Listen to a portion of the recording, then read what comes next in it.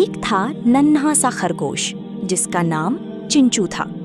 चिंचू बहुत शरारती था, लेकिन दिल का बहुत अच्छा था। वो हर रोज जंगल में अपने दोस्तों के साथ खेलता था। एक दिन उसे एक चमकता हुआ सुनहरी सेब मिला।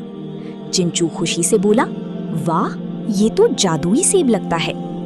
इतने में एक बूढ़ा कछुआ वहां आया और बोला, बेटा, ये आम सेब नहीं, जो भी इसे बांट कर खाता है उसकी खुशियां बढ़ जाती हैं। चिंचू ने फौरन अपने दोस्तों गिलहरी, तोते और हिरन को बुलाया। सबने मिलकर वो सेब खाया।